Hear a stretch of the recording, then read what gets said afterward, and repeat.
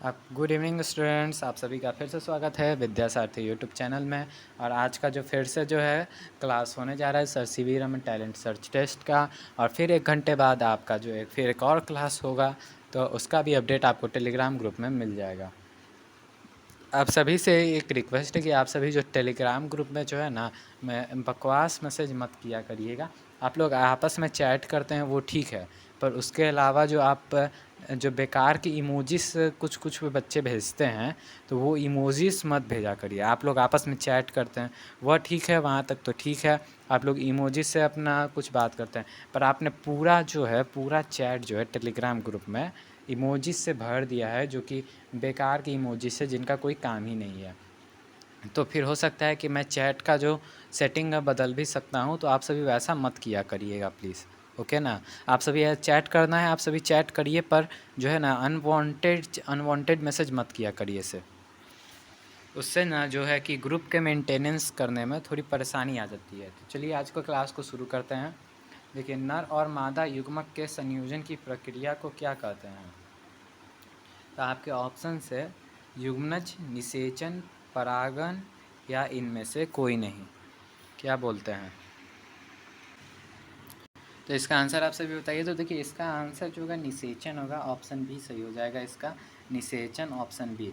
नर और मादा युग्मक का संयोजन का प्रक्रिया क्या कहा जाता है? तो उसको निषेचन कहा जाता है।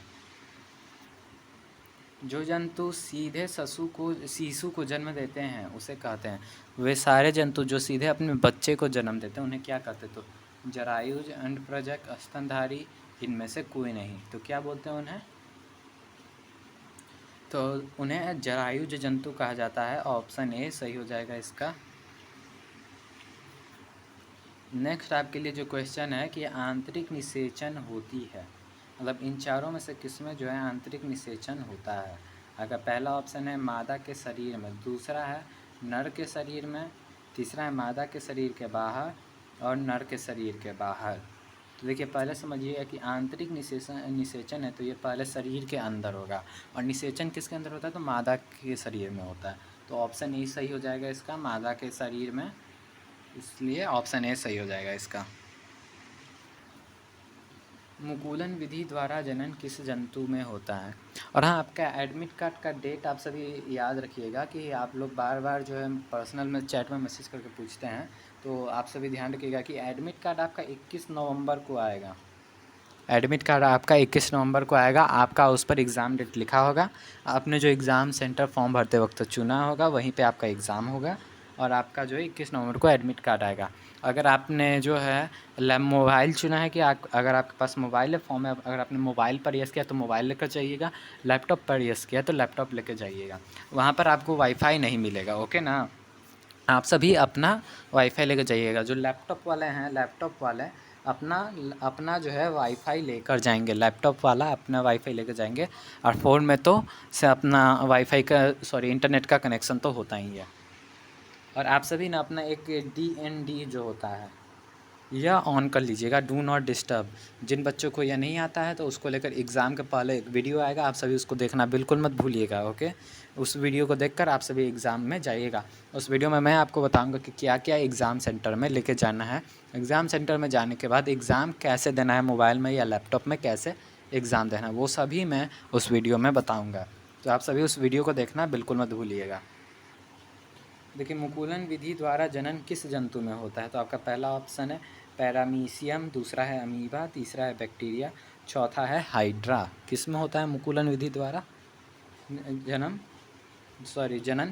प्रजनन? तो देखिए, हाइड्रा में होता है, तो इसका ऑप्शन डी सही हो जाएगा। हाइड्रा में ना मुकुलन द्वारा क्या होता है? प्रजनन होता है, या जनन जो बोलिए, दोनों बात एक ही है। नेक्स्ट है आपका क्वेश्चन है कि लड़कों के गले के उभरे हुआ भाग, यानी कि गले में उभरा हुआ भाग क्या कहलाता है? तो आपका पहला ऑप्शन है लैरिंग्स, दूसरा है एडमस एप्पल या कंटमनी, तीसरा है थायराइड और चौथा है स्वर यंत्र। तो उसे क्या बोलते हैं जो लड़कों के गले में उभरा हुआ भाग होता है? छोटे बच्चों में नहीं होता है, जब बड़े हो जाते हैं तब उनके गले में यह उभार आता है, तो उसको क्या बोलते हैं? तो उसको कंटमनी बोला जाता है। ओके ना, उसे कंटमनी बोला जाता है। और इसकी कंटमनी किस में, तो ऑप्शन बी में है, एडमस एप्पल, उसको हिंदी में एडमस एप्पल बोला जाता है। ओके, तो ऑप्शन बी इसका सही हो जाएगा ठीक है। नेक्स्ट क्वेश्चन जो, चलिए अब हम देखते हैं नेक्स्ट क्वेश्चन की तरफ। आप सभी को जो पूछना है कमेंट करके अभी पूछ लीजिए, अभी आपका जवाब मिल जाएगा। जल्दी से कमेंट करके अपना अपना सवाल पूछे सभी। मानव कोशिका में कितने जोड़े गुणसूत्र पाए जाते हैं, तो मानव कोशिका में कितने जोड़े गुणसूत्र होते हैं, जल्दी से बताइए। तो पहला है आपका 22 जोड़े, दूसरा है आपका 23 जोड़े, तीसरा है आपका 24 जोड़े और चौथा है आपका 25 जोड़े। तो कितने जोड़े गुणसूत्र होते हैं, जल्दी से बताइएगा। तो मानव जोड़े में कितने जोड़े गुणसूत्र पाए जाते हैं, तो 23 जोड़े पाए जाते हैं, यानी कि टोटल 46 गुणसूत्र होते हैं। ऑप्शन बी सही हो जाएगा इसका। स्त्रियों में होने वाले मासिक स्राव की सामान्य अवधि होती है। तो स्त्रियों में होने वाले मासिक स्राव की सामान्य अवधि क्या होती है, पहला है आप सभी का 22 दिन, दूसरा ऑप्शन है 14 दिन, तीसरा 35 दिन और चौथा है 28 दिन। तो कौन सा ऑप्शन इसके लिए सही हो जाएगा, तो इसके लिए जो हो जाएगा ना, वो सामान्य अवधि जो होती है वो 28 दिन की होती है। ऑप्शन डी सही हो जाएगा इसका। एक मिनट ज़रा मैं पेन का कलर बदल लेता हूँ, वही ठीक रहेगा ना। चलिए ये ठीक रहेगा, ये ठीक है। निम्न में कौन सा आहार किशोर के लिए सर्वोत्तम होता है, तो किशोर के लिए कौन सा आहार निम्नलिखित में सर्वोत्तम होता है, तो पहला है आप सभी का, तो आपका पहला ऑप्शन है चिप्स नूडल्स कोक, दूसरा है रोटी दाल सब्जी और तीसरा है चावल नूडल्स और बर्गर और चौथा ऑप्शन है आप सभी के लिए शाकाहारी टिक्की चिप्स तथा लेमन पे। तो क्या हो जाएगा इसके लिए सही, तो देखिए किशोरों के लिए सबसे उत्तम जो होता है ना भोजन, वो होता है रोटी दाल एवं सब्जी। ऑप्शन बी एकदम सही हो जाएगा इसके लिए। किस भौतिक राशि का मात्रक न्यूटन है, किस भौतिक राशि का मात्रक न्यूटन होता है, तो आपके ऑप्शन से पहला कि दाब, दूसरा है द्रव्यमान, तीसरा है शक्ति और चौथा है बल। तो किसका होता है जल्दी से बताइए। तो देखिए न्यूटन, बल का ऐसे मात्रक क्या होता है, तो न्यूटन होता है। ऑप्शन डी सही हो जाएगा। और एक और बात ध्यान रखिएगा, जो न्यूटन है ना, ये न्यूटन भार का भी है, भार का ऐसा ही मात्रक और बल का ऐसा ही मात्रक सेम है, न्यूटन है। नेक्स्ट क्वेश्चन है आप सभी के लिए कि पृथ्वी प्रत्येक वस्तु को अपनी ओर आकर्षित करती है, तो इस बल को क्या कहते हैं, तो गुरुत्व बल, चुंबकीय बल, घर्षण बल, वैद्युत बल, क्या बोलते हैं इसको, तो इस बल को बोलते हैं हम सभी गुरुत्व बल। ऑप्शन ए सही होगा। निम्न में से कौन सा बल संपर्कित बल का उदाहरण है।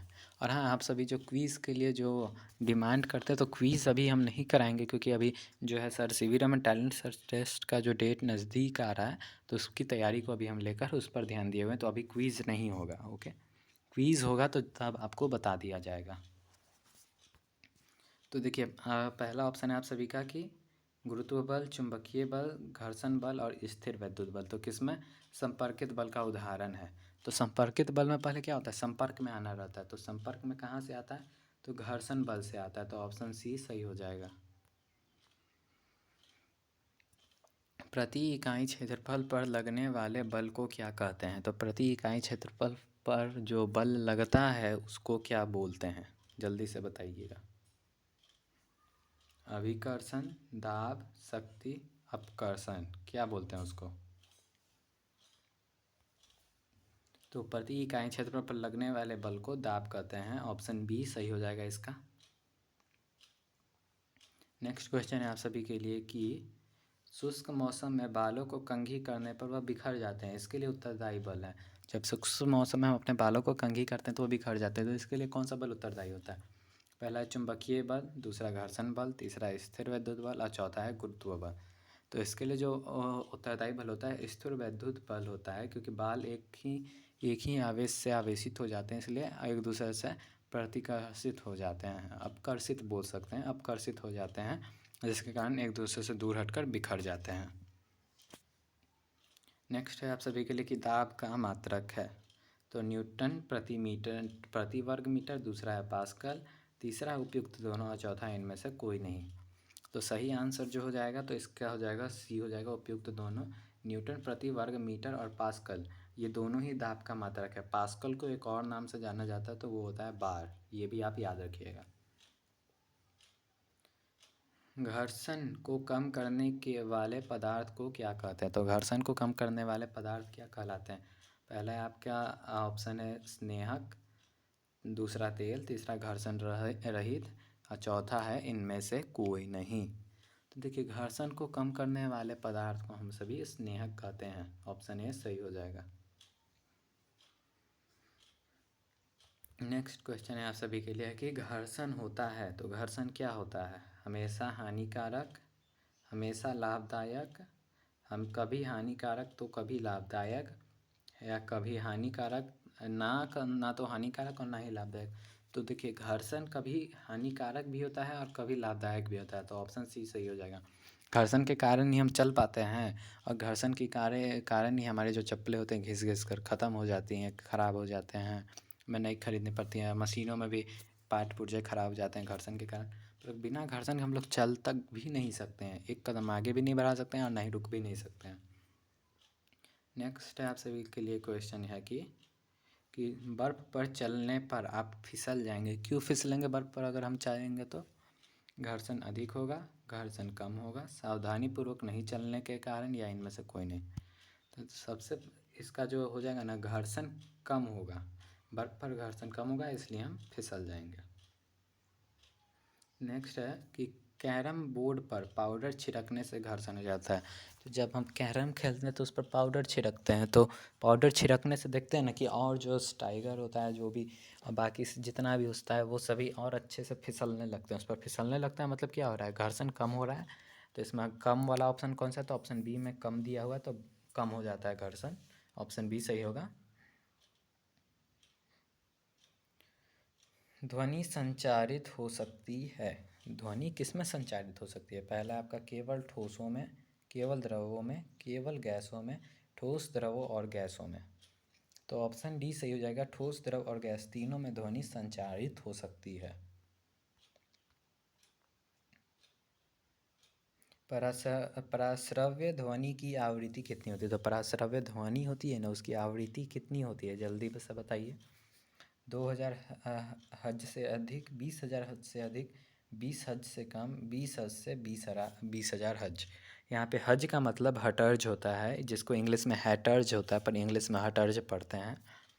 तो देखिए पराश्रव्य ध्वनियों का जो आवृत्ति होता है 20,000 हैटर्ज से अधिक होता है, ऑप्शन बी सही होगा।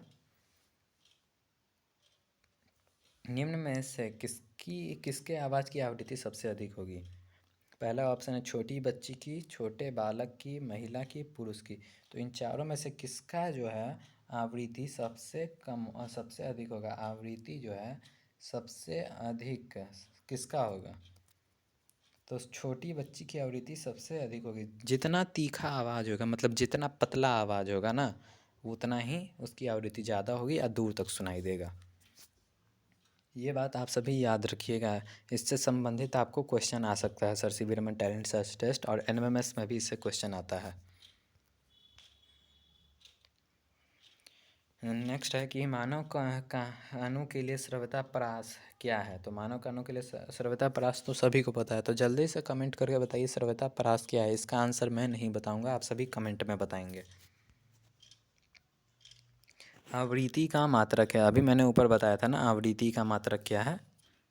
तो आवृत्ति का मात्रक क्या है, तो मीटर, मीटर पर सेकेंड, हर्ट्ज सेकेंड। तो क्या है, हर्ट्ज है, ऑप्शन सी सही होगा इसका। ध्वनि की प्रबलता किस कारक पर निर्भर करती है, तो किस कारक पर ध्वनि की प्रबलता निर्भर करती है, तो दो आयाम पर, तरत्व पर, आवृत्ति पर, तरंगदैर्ध्य पर। तो देखिए ध्वनि की प्रबलता ध्वनि के आयाम पर निर्भर करती है, ऑप्शन ए सही हो जाएगा। आज का आपका लास्ट क्वेश्चन है कि ध्वनि की प्रबलता किस कारक पर निर्भर करती है। एक मिनट लगता है वही क्वेश्चन फिर से आ गया। तो चलिए आज आपका क्लास ख़त्म होता है, मिलते हैं अब एक नए वीडियो में। आपका नेक्स्ट क्लास जो होगा शाम को 8 बजे होगा, तो आप सभी उस क्लास में ज़रूर जुड़िएगा और अपने दोस्तों को भी बुला लीजिएगा कि आज शाम 8 बजे क्लास है। टेलीग्राम ग्रुप में आने वाले हर बच्चे को आप सभी बता दीजिएगा।